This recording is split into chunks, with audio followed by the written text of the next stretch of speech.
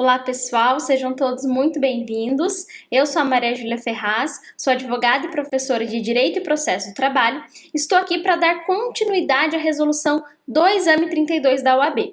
Nós já resolvemos a disciplina de Direito do Trabalho e hoje vamos resolver as questões de processo do trabalho, que vão desde a questão 76 até a questão de número 80. E vale destacar novamente que nós estamos utilizando a prova branca, a prova tipo 1, o caderno branco de questões. Tá legal, pessoal? Então vamos avançar aí para a nossa primeira questão de processo do trabalho. Acompanhem comigo a leitura do enunciado, a questão de número 76. Vamos manter a sistemática da nossa última resolução de questões, então se você quiser pausar esse vídeo, resolver a questão, anota a alternativa que você entende como sendo a correta e depois volta aqui para você poder acompanhar comigo a nossa resolução. Tá legal? Vamos lá para a leitura da nossa questão de número 76. Acompanhem comigo. A Sociedade Empresária de Transportes Mundo Pequeno Limitada foi condenada ao pagamento de horas extras e diferença salarial na ação movida por Mauro Duarte, seu ex-empregado. Após o trânsito em julgado e a apuração do valor devido, a executada foi citada para efetuar o pagamento de R$120 mil.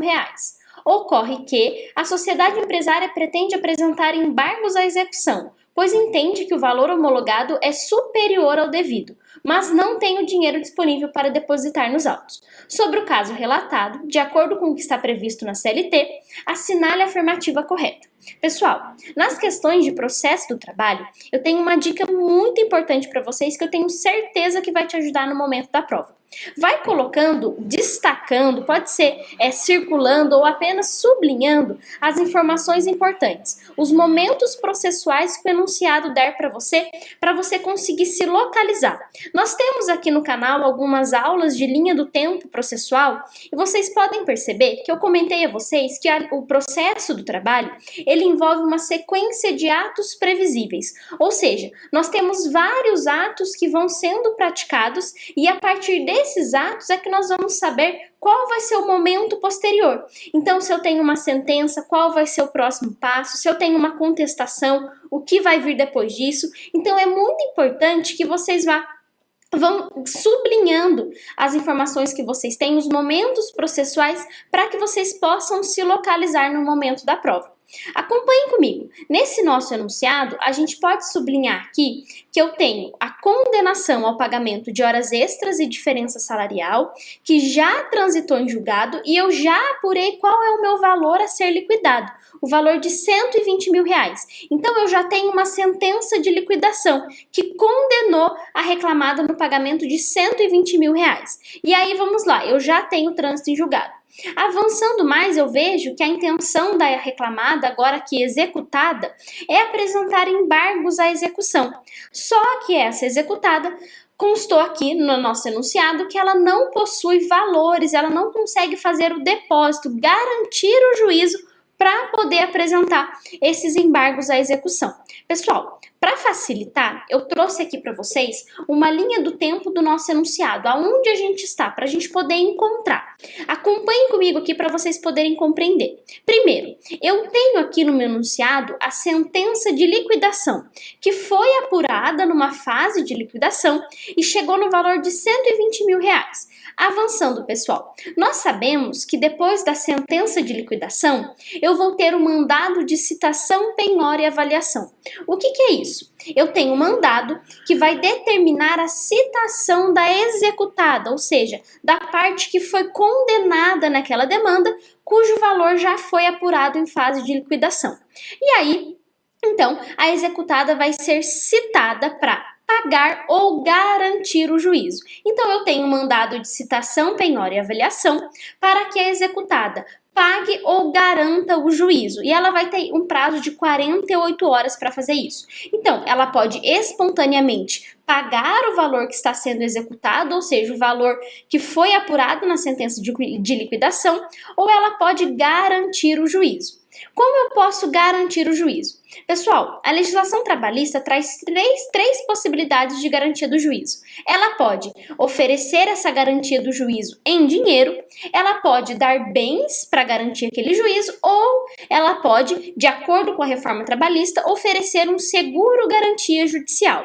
Feito isso, garantido o juízo, a parte tem 5 dias para apresentar os seus embargos à execução, tratando-se de executado, ou a impugnação à sentença de liquidação, tratando-se de exequente.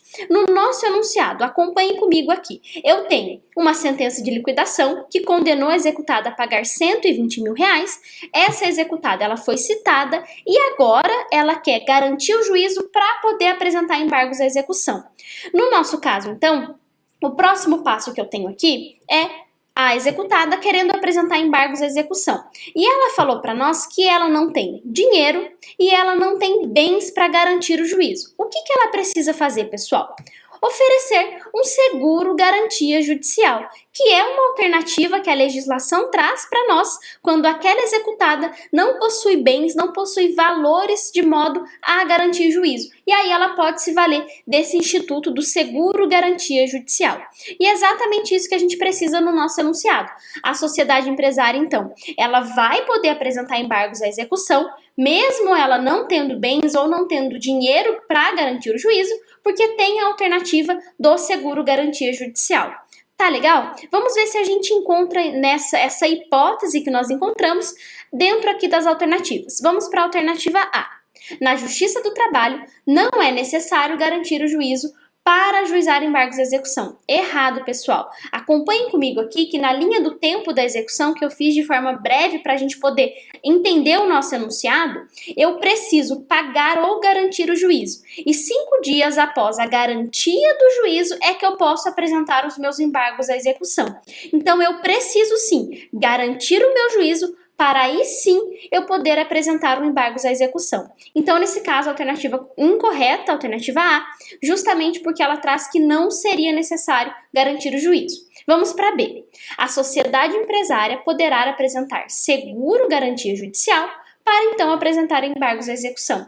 Exatamente isso, pessoal. É o que nós vimos na nossa linha do tempo da execução. Há sim a possibilidade. Então, toda vez que eu tenho uma executada, que eu já tenho uma sentença de liquidação, essa executada vai ser expedido um mandado de citação, penhora e avaliação para que aquela executada pague o valor que está sendo executado ou para que ela possa garantir o juízo e aí prosseguir com os embargos à execução.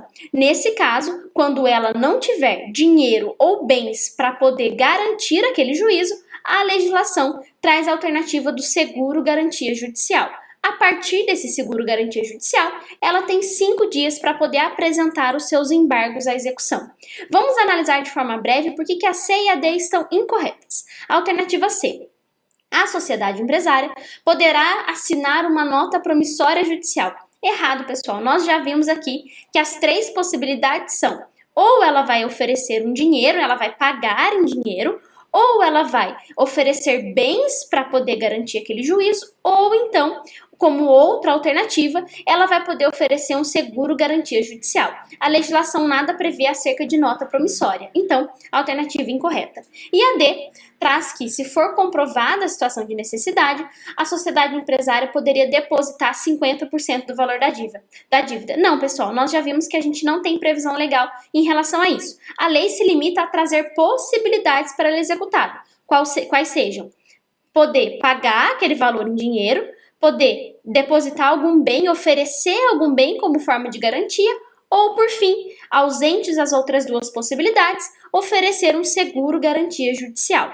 Tá legal, pessoal? Então, questão 76, a alternativa correta é a B, que traz para nós uma questão envolvendo a fase de execução e que é de extrema importância que você faça essa linha do tempo, tenha traçado quais foram os atos processuais praticados para você poder encontrar qual é a solução que está sendo requerida na questão.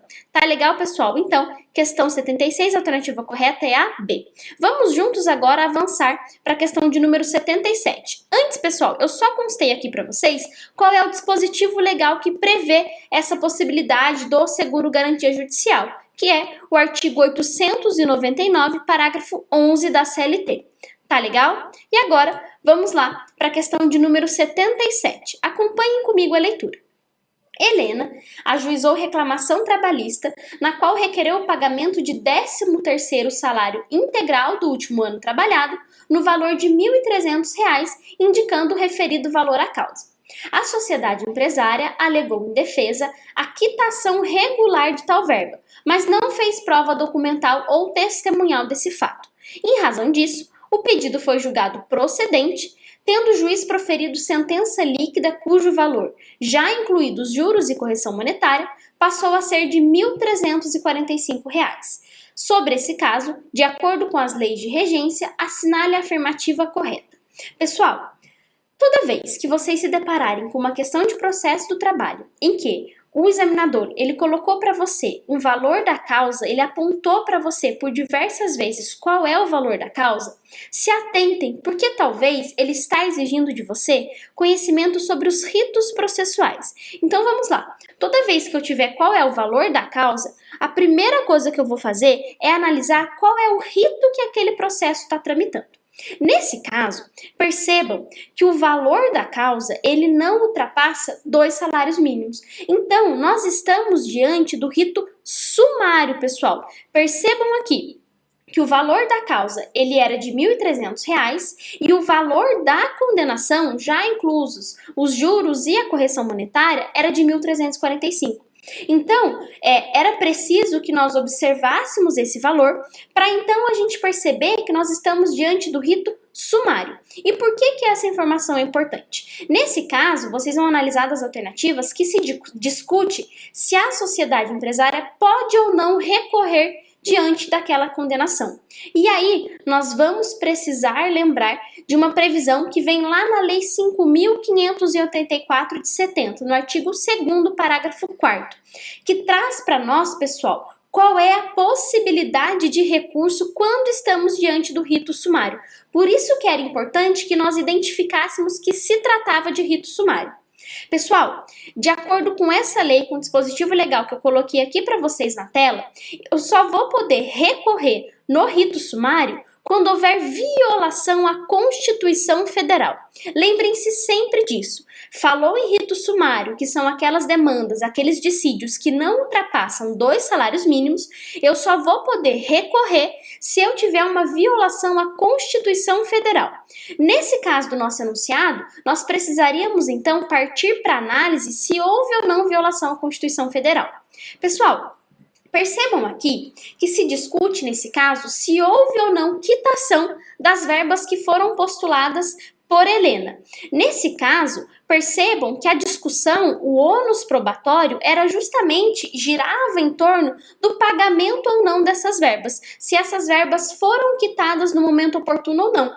A gente não tem aqui, pessoal, levantamentos, questões acerca da constitucionalidade daquelas verbas, ou então questões envolvendo algum preceito constitucional que pudesse embasar um recurso. Aqui a discussão é e tão somente em relação à quitação ou não daquelas verbas. Nesse caso, por a empresa não ter se desincumbido do ônus que lhe incumbia, ou seja, ela precisava comprovar o pagamento das verbas. E como ela não comprovou, ou seja, o ônus probatório não foi suficiente para comprovar o alegado pela reclamada, ela foi condenada no pagamento da quantia.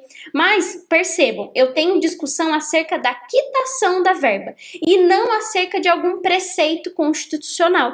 Por isso que, nesse caso, não é cabível a interposição de recurso. Era esse o raciocínio que o examinador gostaria que você fizesse. Primeiro, perceber que se tratava de rito sumário. Segundo, se recordar que nas demandas de rito sumário só vai poder haver a interposição de recurso se tratar de violação à Constituição. E, por fim, você precisava concluir que, nesse caso, não se discutia a matéria constitucional, não se discutia se havia ou não violação à Constituição.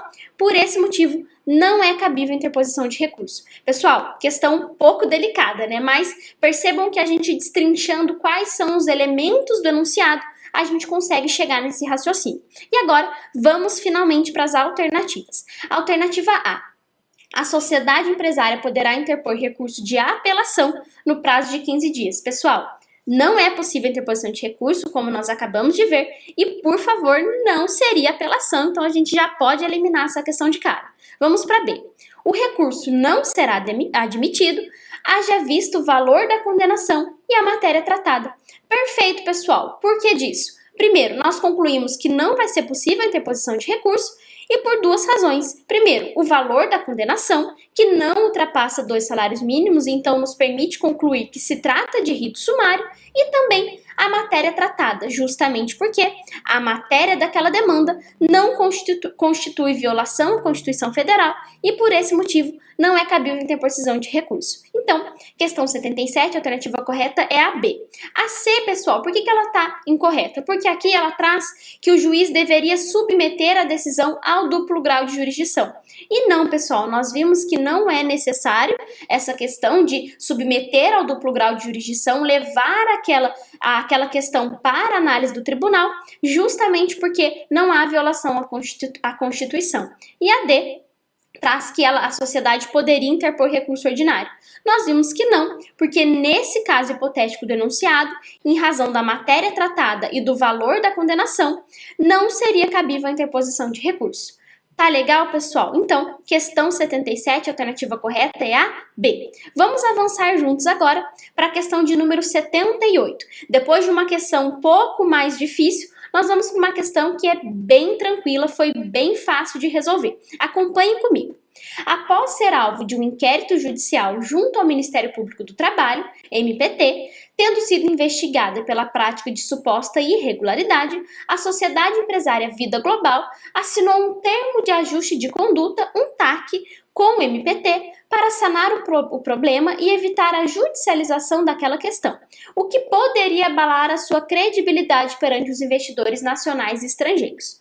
Ocorre que a sociedade empresária não cumpriu o que foi estipulado no TAC, seja no tocante à obrigação de fazer, seja no pagamento de multa pelo dano moral coletivo. Diante dessa situação, e de acordo com os termos da CLT, assinale a afirmativa correta.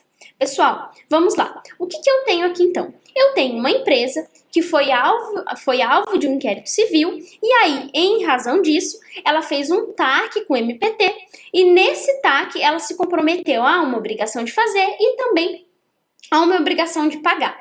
Nesse caso, pessoal, o que acontece? Ela não cumpriu com esse TAC que ela se comprometeu, então, muito embora ela ter assinado um TAC com o MPT, ela não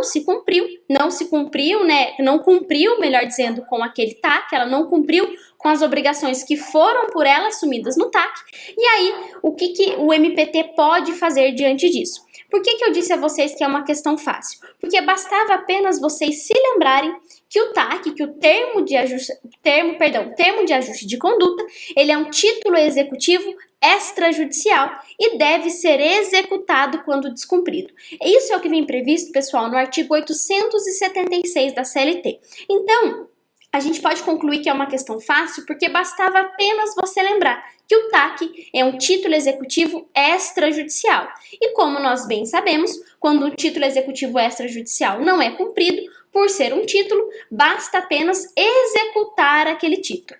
Nesse caso, pessoal, analisando as alternativas, vocês vão perceber que a alternativa correta é a B, que prevê justamente que o TAC, TAC é um título, né? E por esse motivo deve ser ajuizada uma ação de execução de título extrajudicial.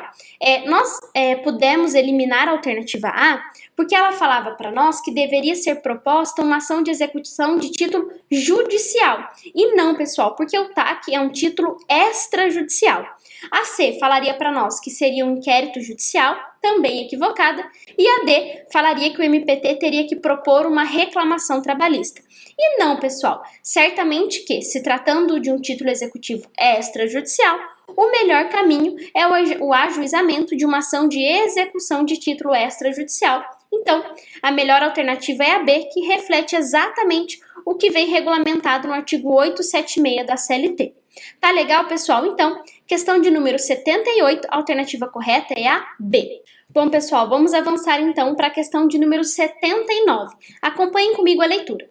No decorrer de uma execução trabalhista, não se conseguiu penhorar nenhum bem da empresa executada, nem reter qualquer numerário dela em ativos financeiros. Então, o exequente instaurou um incidente de desconsideração de personalidade jurídica para direcionar a execução em face de um sócio. O referido sócio foi citado e, no prazo de 15 dias, manifestou-se contrariamente à sua execução. Submetida a manifestação ao contraditório e não havendo outras provas a produzir, o juiz julgou procedente o incidente e incluiu o sócio no polo passivo da execução, na condição de executado, sendo então publicada essa decisão.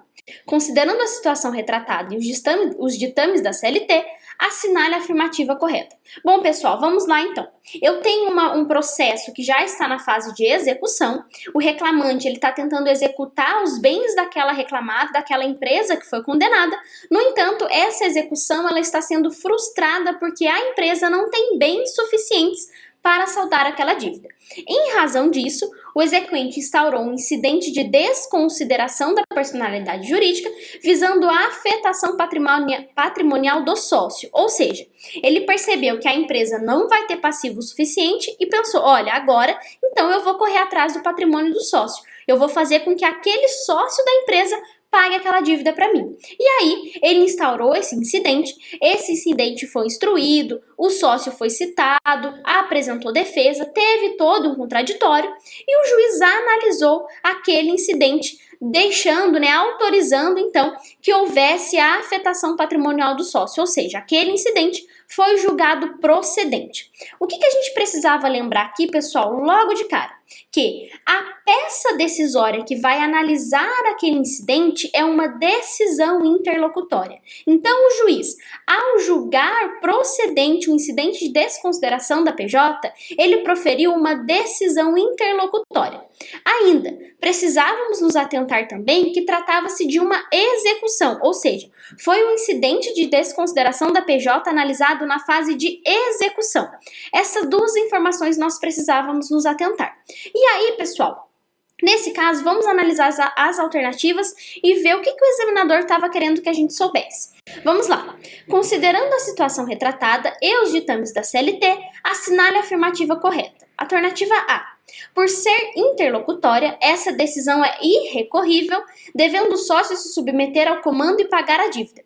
Pessoal, vamos lá. Nesse caso, realmente trata-se de uma decisão interlocutória, mas nós precisávamos lembrar que essa decisão interlocutória ela não é irrecorrível, ela é passível de recurso sim. Isso, pessoal, é o que vem previsto lá no artigo 855-A, parágrafo 1º da CLT. Esse dispositivo, ele traz para nós que da decisão interlocutória que acolher ou rejeitar o incidente, e aí na fase de execução, cabe agravo de petição, independentemente de garantia do juízo. Então, por que essa alternativa está incorreta? Primeiro, sim, correto em relação à decisão interlocutória, porque realmente o juiz acolheu o incidente proferindo uma decisão interlocutória. No entanto, pessoal, essa decisão interlocutória não é irrecorrível, porque como nós acabamos de ver, o artigo 855, parágrafo 855-A, parágrafo 1º da CLT, traz para nós que essa decisão interlocutória é sim recorrível. E aí, nós precisávamos lembrar, se eu estou na execução, o recurso é o agravo de petição. Tá legal? Então, a alternativa A, incorreta. Vamos para B. O sócio em questão poderá recorrer da decisão independentemente de garantia do juízo. Perfeito, pessoal. Reflete exatamente o dispositivo que nós acabamos de ler. Volto a dizer a vocês, nós vimos que a OAB, ela costuma em processo de trabalho, e também direito do trabalho, como nós já comentamos, trazer um enunciado, trazer um caso concreto e pedir para que a gente traga solução para aquele caso. E sempre aquela solução tem respaldo ou na CLT, como é o caso do nosso enunciado, como também, em alguns casos, pode ter respaldo em súmulas, em OJs. O importante é a gente sempre lembrar que eu vou ter uma fundamentação para embasar aquela alternativa. Nesse caso, a fundamentação está lá no artigo 855-A, parágrafo 1º da CLT. Vamos para C. Sendo a lei omissa a respeito, caberá ao juiz definir se a decisão do incidente poderá ser objeto de recurso e se será necessário garantir juízo. Completamente errado, pessoal. O juiz ele não vai legislar naquele momento e decidir o que por conveniência, se pode ou não recorrer ou se deve ou não garantir o juízo. Não, pessoal, eu tenho previsão legal específica nesse sentido. E a D traz que o sócio poderia recorrer, mas teria que garantir o juízo em 50%. Errado, pessoal. A gente não tem previsão legal nesse sentido. Nós vimos que, tratando-se de execução, ao analisar o incidente de desconsideração da PJ, o juiz vai proferir uma decisão interlocutória, que essa decisão interlocutória é passível de recurso, independente de garantia do juízo, e que esse recurso, tratando-se de execução, será o agravo de petição. Tá legal? Então, questão 79, a alternativa correta é a B. Vamos juntos agora avançar para a nossa última questão, que é também a questão que encerrou o exame 32. Acompanhem comigo a leitura. Melissa era uma empregada terceirizada do setor de limpeza que atuou durante todo o seu contrato em uma sociedade de economia mista federal que era tomadora dos serviços contratante. Após ter sido dispensada e não ter recebido nem mesmo as verbas resilitórias, Melissa ajuizou reclamação trabalhista contra o ex-empregador e contra a Sociedade de Economia Mista Federal, requerendo desta a responsabilidade subsidiária por ser tomadora dos serviços. O volume dos pedidos de Melissa alcança o valor de R$17 mil. Considerando os fatos narrados, assinale a afirmativa correta. Pessoal, aqui eu acho importante, antes da gente partir para a leitura, eu dar uma dica para vocês. Não tentem na questão, pessoal, adivinhar o que o examinador está querendo. Ah, será que nesse caso ele quer saber de responsabilidade? Será que ele quer saber se cabe ou não recurso? Não, pessoal. Tenham muita calma e tranquilidade para fazer a leitura das alternativas, para então se preocupar com qual é o objeto da questão, o que o examinador está querendo saber disso. Às vezes, a gente lê o enunciado e pensa que a questão vai partir para um lado e, na verdade, ela parte para outro. Então, não sofra com antecedência. Faça a leitura com calma do enunciado, sublinhe as informações importantes e depois vá para as alternativas. Não tentem adivinhar qual vai ser o objeto da questão, se vai tratar de recurso, se vai tratar de prazo. Não se preocupe com isso. Faça a leitura que vocês vão ficar mais tranquilos. Tá legal? E agora vamos partir para o nosso enunciado. Nesse caso aqui, pessoal, percebam que eu tenho aqui uma informação muito importante. Nós temos aqui qual é o valor da causa, qual é o valor dos pedidos de Melissa, que é no valor de R$17 mil. Lembra no começo aqui, quando a gente tratou de uma questão sobre o rito sumário, que eu comentei com vocês? Se no enunciado te forneceu qual é o valor da causa, se atentem aos ritos processuais. Lembre-se que o examinador pode estar de forma oculta, querendo saber se você vai pensar no rito ou não. Nesse caso, pessoal, percebam que 17 mil não ultrapassa a monta de 40 salários mínimos. Então, nesse caso, nós estamos diante do rito sumaríssimo, que se aplica àqueles dissídios, cujo valor não ultrapasse 40 salários mínimos. Então, essa é a informação que a gente tem que guardar pra gente. Nesse caso, vamos partir para a leitura das alternativas. Alternativa A.